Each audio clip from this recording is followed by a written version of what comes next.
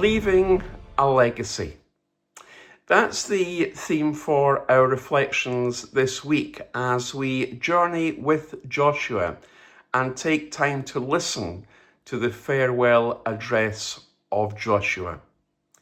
Yesterday in our reflections, we were thinking about the fact that Joshua's legacy, the legacy that this great leader of Israel left, was seen in his remembering, as he invited and challenged the children of Israel, the leaders, the elders, to look back with thanksgiving to all that God had done for them.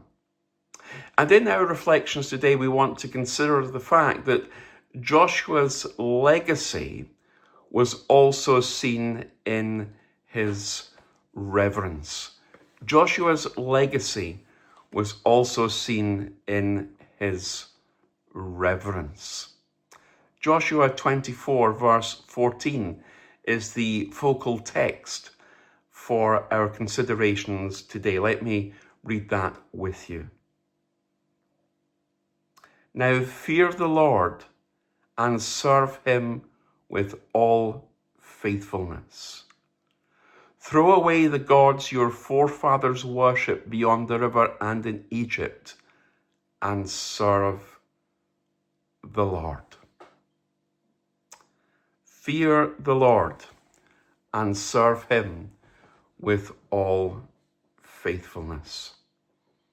Joshua's command to the people was to fear God, to clean up their lives, as it were, by putting away, locking away in the cupboard other so-called gods. They were to serve the one and only true God. And just as Joshua challenged the children of Israel to serve God and to fear God, so Jesus challenges us, his children, today to serve him, to fear God. We need to fear the Lord, not in an afraid sense, but we need to have reverence and honor him for who he is. You see, the Lord deserves to be respected and deserves to be loved by those whom he has redeemed. The proverb reminds us that the fear of the Lord is the beginning of wisdom.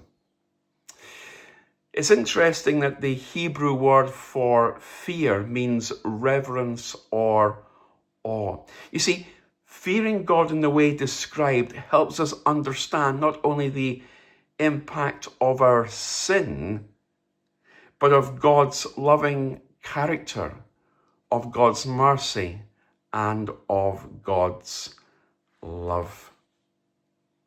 Fearing the Lord, having reverence for him, as Joshua instructed here in his final farewell address, meant then and means now giving God undivided attention.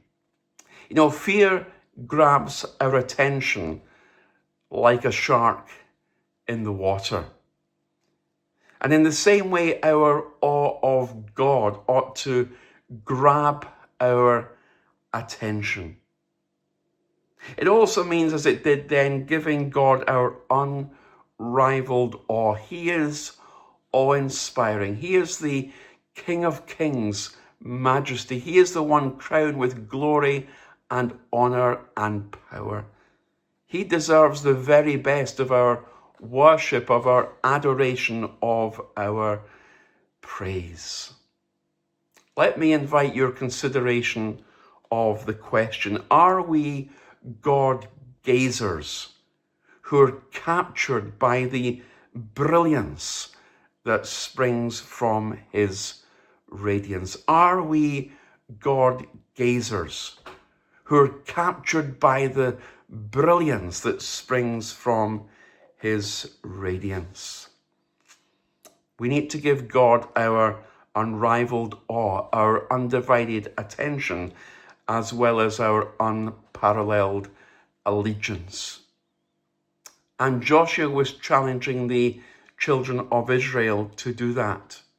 Just as he, as a great leader, had throughout his life showed reverence towards God, here he, as a leader, in his final farewell address, is exhibiting before the people that reverence for God. And leaders, even today, need to exhibit that reverence, that holy awe for God. We never to approach God lightly, but we ought to approach God with humility, with that sense of fear, with that sense of awe, with that sense of reverence.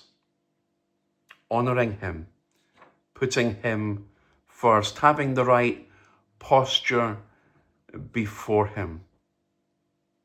When we fear God, when we have that holy reverence of him, I believe we become wise, and then we become obedient to what he asks for us. Joshua's legacy was seen throughout his life in his reverence toward God. Here was a good and godly leader whose ear was attuned to God.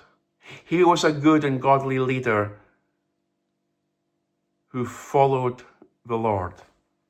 Here was a good and godly leader who had that fear, who had that reverence, who had that respect for God. May God give us, as we follow him, that ability and that humility to have that reverence and to have that fear for him and to serve him obediently and faithfully.